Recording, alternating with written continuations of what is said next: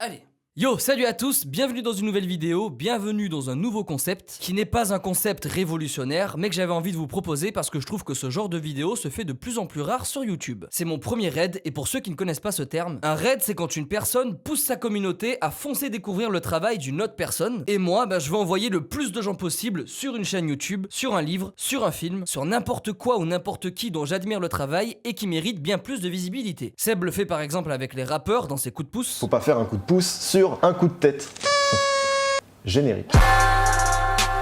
Antoine Daniel l'a également fait en mettant à l'avant 3 chaînes YouTube dont j'ai eu la chance de faire partie. Quelques autres l'ont déjà fait ou le font encore. Et puis maintenant qu'on a dépassé le million d'abonnés, je pense qu'il est temps de s'y mettre également. Les amis, je suis tellement heureux de vous présenter cette chaîne que trop peu d'entre vous ne connaissent et qu'il va vous falloir raid juste après cette vidéo. C'est un ordre. Sans le savoir, je suivais sa chaîne depuis déjà quelques mois et j'étais tombé sur une ou deux de ses vidéos. Mais c'est en septembre de cette année, lorsque Harry Potter a été élu votre film préféré, que je suis retombé sur sa chaîne. Quand une œuvre gagne l'un de mes tournois, je passe une nuit entière à faire des recherches sur cette œuvre. Parce que je veux comprendre pourquoi c'est celle-ci votre préférée et pas une autre. Et donc cette nuit-là, à force de faire des recherches sur Harry Potter, je me suis perdu sur YouTube et je suis tombé sur une vidéo dont le titre est J.K. Rowling, le succès de Harry Potter, un coup de chance. Cette vidéo résume en 11 minutes 50 la biographie de J.K. Rowling, l'auteur de Harry Potter. Mais ce qui m'a le plus choqué, c'est que je n'avais jamais vu autant d'infos, autant de contenu sur J.K. Rowling, raconté avec un vocabulaire et une écriture dramaturgique parfaite, et le tout sur YouTube.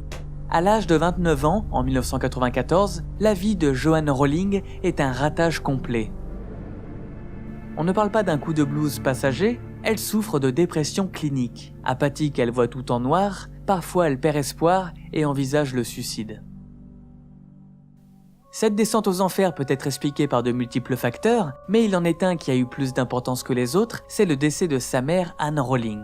J'arrive donc à la fin de cette vidéo et je me dis putain mais c'est qui ce mec qui se fait autant chier? Eh bien ce mec, il s'appelle Paul. Paul c'est un gars qui crée sa chaîne en 2012 alors qu'il bosse encore à la Fnac en tant que vendeur de jeux vidéo. Au début de sa chaîne, il publie des vidéos sur les personnages de Tekken, mais aussi des analyses de One Piece et quelques vidéos sur le groupe Nirvana dont il retrace leur histoire. Et donc ses premières vidéos sont faites en voix off, c'est-à-dire qu'on ne voit jamais son visage, on n'entend que sa voix. C'est en 2014, 2 ans plus tard, que Paul dévoile son visage sur YouTube dans une chronique qu'il a nommée La Quête. Bien le bonjour, voilà c'est moi, jusqu'ici je n'étais qu'une voix off, mais ça y est, vous me voyez. Et c'est dans ces vidéos là où il peut se permettre de répondre à des FAQ, faire des mises au point sur l'évolution de sa chaîne, parler de ses projets, le tout avec beaucoup de transparence. Et vous verrez même qu'avec ce genre de vidéo plutôt banal, il arrive à en faire quelque chose de bien plus profond. Mais on en parlera un petit peu plus tard. Et c'est dans cette même vidéo que Paul annonce clairement que son taf commence à lui péter les couilles. Et ça fait déjà pas mal de temps que ce boulot me convient plus, vendeur de jeux vidéo ça peut paraître super classe, mais c'est très loin de ce à quoi on peut s'attendre. C'est surtout de la vente, ça plaît à certains, moi pas du tout. Voilà.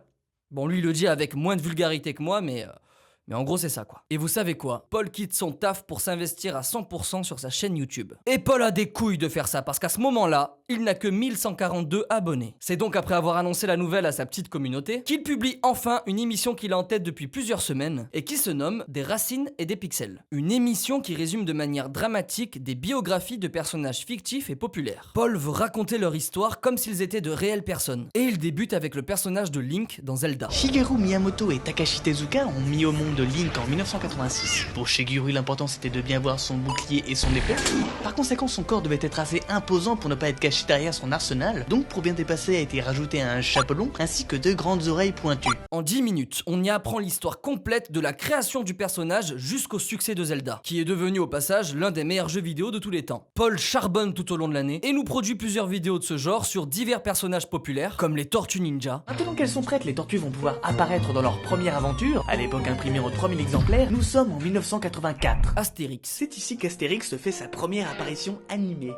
Bilbo le Hobbit, John Ronald Reuel Tolkien porte un point d'honneur à divertir ses enfants. Chaque année, il leur envoie des lettres censées provenir du Papa Noël et il leur écrit des contes de toutes sortes. Parmi eux, il en développe un peu plus que les autres, sans toutefois le finir. Il s'agit de The Hobbit. ou encore Naruto. 2 ans. 2 ans où il a remis à plat tout ce qu'il sait, fini de brûler les étapes, il a tout repris depuis le début en étudiant la manière d'écrire une histoire, il étudie la structure d'un récit, il s'approprie des procédés scénaristiques, visuels. 2 ans lui auront été nécessaires pour qu'on daigne publier un de ses pilotes, c'est Naruto. Et je sais pertinemment que ce qu'il fait, ça demande énormément de travail. Et malgré tout ce travail-là, un an plus tard, il n'a gagné que 5000 abonnés. 5000 abonnés en un an. Après avoir travaillé autant, tout le monde peut comprendre que ça défonce le moral. Paul décide alors de retourner à la Fnac pour supplier son patron de le réembaucher. Voilà. Je rigole, c'est pas vrai, je vous l'ai déjà dit, Paul a des couilles. Il ne retourne pas à la Fnac et continue ses recherches à travers la lecture, les films et les documentaires, afin de continuer d'alimenter sa chaîne de ses vidéos biographiques toutes meilleures les unes que les autres, et notamment pour en publier une qui va le faire décoller de quelques milliers d'abonnés. Une merveilleuse vidéo dans laquelle il présente l'histoire du créateur de...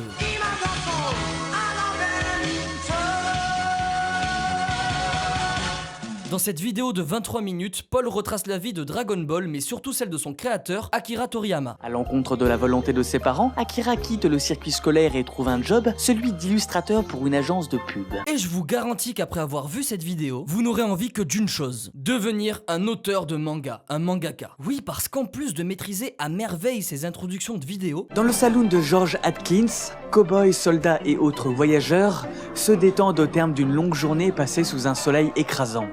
Des clients parlent fort au comptoir, les verres cognent aux tables poisseuses. Ci et là, des cartes sont battues, distribuées, jetées par colère. On hurle des mises, on se plaint de mains malchanceuses.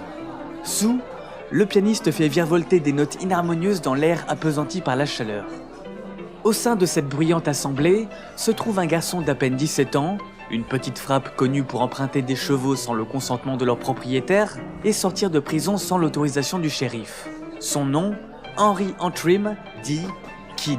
Putain, il me frustre. Moi j'en ai marre, mon vocabulaire il est vulgaire. Lui, il parle trop bien cet enculé. Merde, j'ai dit enculé. Merde, j'ai dit merde. Paul nous plonge tellement bien dans ses biographies qu'on a envie de devenir la personne dont il parle. Exemple, je n'ai jamais conçu de jeux vidéo de toute ma vie. Et pourtant, après avoir vu sa vidéo sur le créateur de... Non mais attends, désolé de couper en plein milieu de mon exemple, mais en plus d'être bon en écriture et en montage, il choisit foutrement bien ses sujets. Sérieusement, est-ce que vous avez déjà entendu parler de Sam Hauser? Non? Eh bien Paul, oui. Et il a fait ses recherches pour en faire une fois de plus une vidéo passionnante. Sam Hauser, c'est le créateur de...